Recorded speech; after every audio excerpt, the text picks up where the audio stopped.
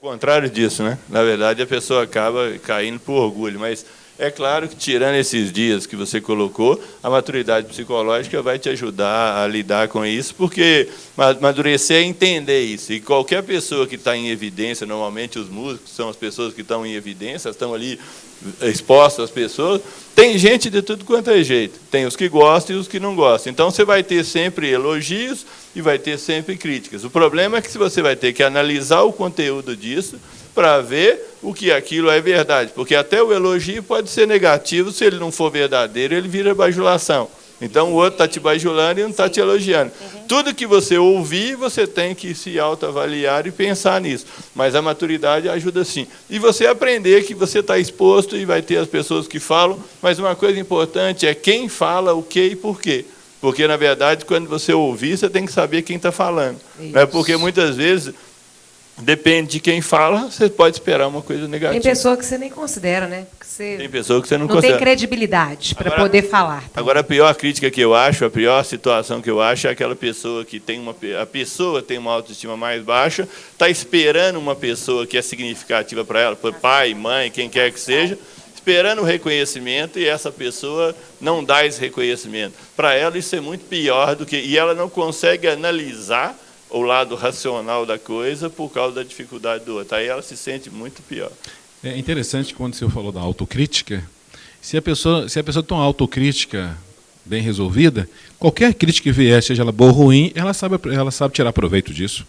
Você tem que ouvir e falar assim, não, você tem que aceitar a razão, você pode não gostar da forma que a pessoa colocou, ela colocou de uma forma muito negativa, a crítica construtiva, normalmente, ela tem o objetivo, a destrutiva tem o objetivo de ferir, de diminuir, mas se tiver um fundo de verdade naquela história, é aquilo que você vai tirar para você e caminhar para frente. Não adianta você jogar tudo fora e não assumir a sua parte, por menor que seja. Isso. A plateia tem mais perguntas aqui. Opa. Nome e sua pergunta. Marcelo, é o seguinte, eu estou até trabalhando muito próximo de um ministério lá da minha igreja, estão até aqui presentes, e complementando a ideia ali que ele falou, o que você acredita ser um método interessante para poder peneirar essas críticas? Porque crítica, como vocês já falaram, é necessário, é boa, mas uma técnica boa para a pessoa não se deixar abalar sobre isso, sobre essas coisas que são faladas. Analisa racionalmente o que foi dito. O problema nosso, e como ser humano, é que você mistura o emocional com o racional, mas separa o joio do trigo e pega aquilo que é verdade. Como foi colocado pelo Léo, se você se analisa, você consegue entender isso com mais realidade. Você sabe, por exemplo, muitas vezes, quando você está fazendo uma coisa inadequadamente, e o outro, muitas vezes, não precisa te falar, mas você se auto-engana temporariamente, você se engana temporariamente, até que o outro venha e te diga aquilo que você já sabia, mas você tem que coisar. Não é uma coisa agradável ouvir alguém te falar alguma coisa que não é positiva para você, mas ela é útil, e uma coisa importante é a gente separar o útil do agradável. Nem tudo que é útil é agradável, nem tudo que é agradável é útil. Eu queria fazer uma pergunta. E a pessoa que só sabe criticar e não sabe receber crítica? Como é que seria isso? Aí é uma pessoa que tem realmente uma grande dificuldade emocional, que acha que é a pessoa que quer acertar o mundo, mas a partir do ponto de vista dela, mas não sabe reconhecer. E ela tem uma dificuldade emocional, uma baixa autoestima, com certeza. Pode virar patologia uma pessoa que é excessivamente crítica, só sabe criticar, só vê defeito. Isso pode virar algo patológico, doutor? Acaba virando até pelo excesso das coisas, né? A pessoa acaba... Tem gente que é realmente muito assim. E o interessante é quem cobra muito de si mesmo, cobra muito dos outros. Então, a pessoa mais perfeccionista, ela cobra muito dela mesma e, por consequência, ela cobra dos outros. Só queria comentar uma coisa da pergunta que você fez. Eu não sei se existe, né, doutor aqui, né, na área, doutor Dalton, mas eu acho que tem uma coisa que a gente sempre faz, que é do imediato, sabe? Eu falo que existe uma forma, hoje eu tento trabalhar isso, né? Existe uma forma de eu lidar com crítica antes do processo de conversão e outra depois do processo de conversão. A do antes eu não vou contar, porque não precisa, não pode, é proibido nesse horário, né? Tem criança que vai ver, não precisa. Mas eu acho que porque assim, você pode mesmo, assim, você pega, avalia racionalmente, etc. Só que tem hora que não dá. pega no seu estômago, sabe? E quando pega no seu estômago, assim, eu acho que a melhor coisa que você tem a fazer, eu falei assim, tá bom, acusa o golpe, respira fundo, dá 3 passinhos para trás e volta depois para avaliar a situação. Né? Por que eu estou falando disso dessa forma? Hoje, quando a gente pega jornal, a gente vê que essa falta de... As pessoas agem hoje, pegou no estômago, paf. Né? É por isso que a gente mata no trânsito. E, às vezes, é uma crítica assim, olha, dessa, você não comprou sua carteira onde? Espancam pessoas. Isso. Né? Então, assim, porque esse tomar, racionalizar, avaliar o que é certo, o que é errado, se tem ponto positivo ou negativo, se te serve, ele vem muito depois. Eu acho que, na hora, a gente tem que tomar cuidado. Assim, né? Eu acho que a primeira coisa que a gente tem que estar se trabalhando o tempo todo, né, é para ter essa temperança de falar, não, tá bom, tá bom, tá bom. Né? Não tem problema nenhum, como dizem, né, popularmente, se acusar o golpe e sair de cena. Né? Às vezes é melhor isso. Registra o golpe e sai de cena. Registra o golpe e sai de cena antes de ter qualquer reação completamente desnecessária, né, da qual você vai se arrepender depois. Pode parecer brincadeira, mas a gente vê casos assim todos os dias disso acontecendo, gente que faltou respirar. Né? Agora, uma coisa interessante é, como o Dawson falou no início, a pessoa que está fazendo a crítica tem que saber qual a motivação e como fazê-la. De repente, porque ficou com raiva, então vai fazer uma crítica, então ele emite aquela crítica com raiva. Né? Com a emoção sem dele. Sem temperança, né? Com a emoção dele, né? Da forma errada. Então, ele tinha a crítica certa, mas o método foi errado. Então, certamente não vai surtir o efeito necessário para edificar a pessoa. E uma coisa que eu falo com as pessoas, os meus clientes, é o seguinte, tem gente que parece que não tem esses recursos internos. Então, eu falo assim, você tem que ter uma preparação psicológica para as coisas. Por exemplo, você não pode viver sem esperar que um dia você seja criticado. Então, você já cria esse recurso que você colocou. No caso de eu ser criticado, eu vou ficar na minha. Depois você pensa, depois você dá o retorno.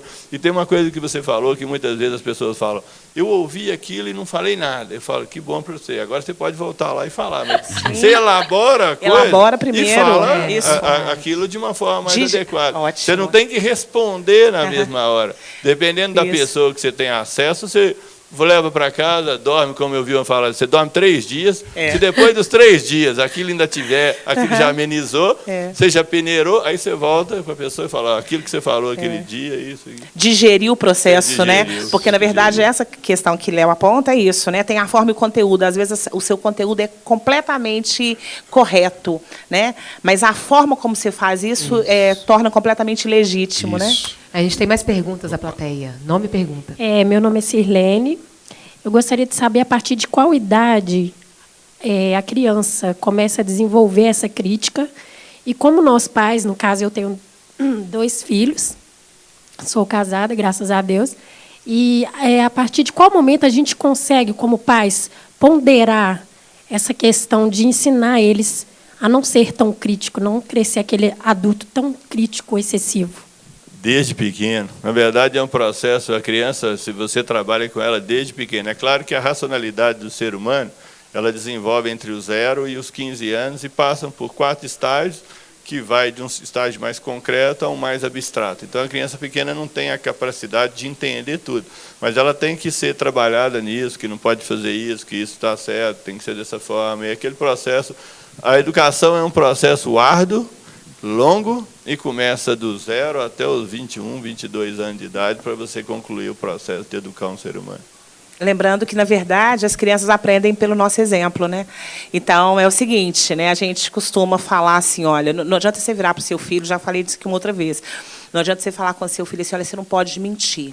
Aí o telefone toca, você está ocupado, fala que a mamãe está tomando banho. Não pode. Fala que a mamãe está ocupada. Não pode. Incoerente. Né? Não dá. Então, assim, eu acho que essa grande questão, eles aprendem muito mais com o que eles veem da gente do que com a gente fala com eles. Mesmo porque as palavras, às vezes, estão elaboradas demais para uma certa idade, né? O nosso exemplo vai dizer muito. Então, eu acho que... E aí não tem problema nenhum também de filhos. A gente não vai acertar o tempo todo. Ainda bem também, né?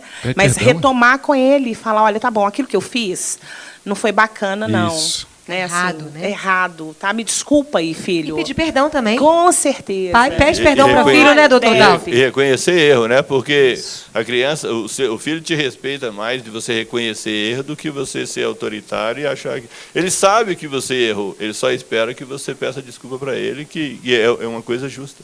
Eu Isso. queria perguntar, como que a gente lida com aquela crítica que nos expõe? Você se sentiu exposto com uma crítica. Como trabalhar isso? Em que sentido? Como assim você está pensando? Aqui, a pessoa, às vezes, ela faz uma crítica que te expõe diante de todos, te diminui diante dos outros. Como que você vai trabalhar com ela e até com as outras pessoas que ouviram aquela crítica? Na verdade, é uma crítica pessoal. De repente, virou uma crítica pessoal.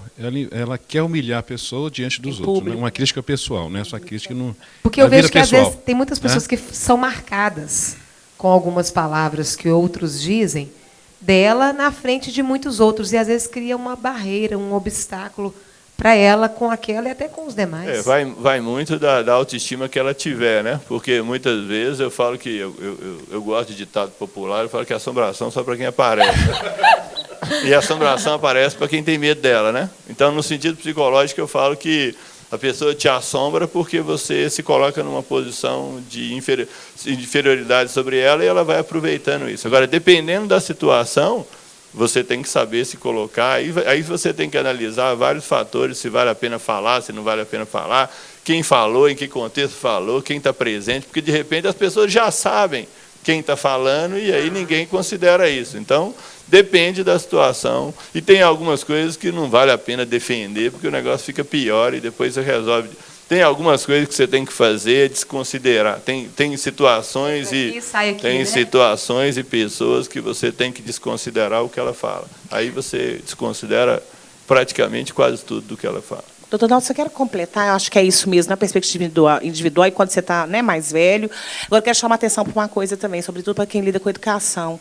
Hoje em dia é completamente, infelizmente, né, cotidiano, que as pessoas possam ser expostas assim em escola, sabe, Carol? Na sala de aula, às vezes um professor fala alguma coisa, né, de forma indevida, a forma dele chamar a atenção, pejorativa, e etc. Eu acho que essa atenção a gente tem que ter. Né? Quando o sujeito tem informação, em alguns momentos, eu acho que precisa da intervenção da família, do processo de formação dos professores, porque acontece muito, assim. Escola é um celeiro, né?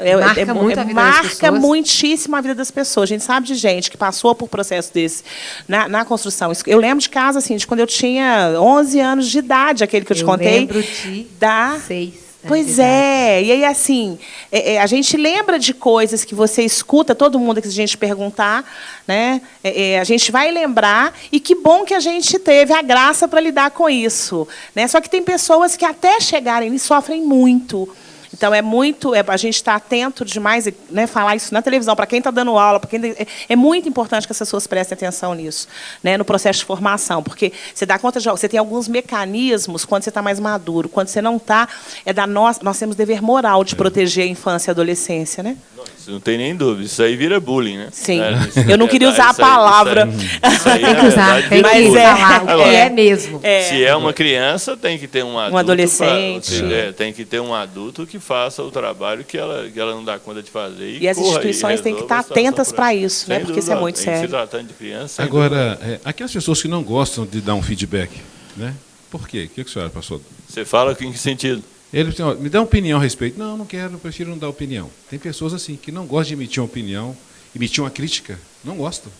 Aí eu falo que em alguns casos é até bom, mas a pessoa tem que ter jeito para fazer crítica, né? De repente ela tem umas coisas também que são muito relativas, são muito pessoais. Então, você gosta disso, eu não gosto, eu te respeito e está tranquilo, não tem nada de errado na situação. Tem gente que não gosta de falar mesmo.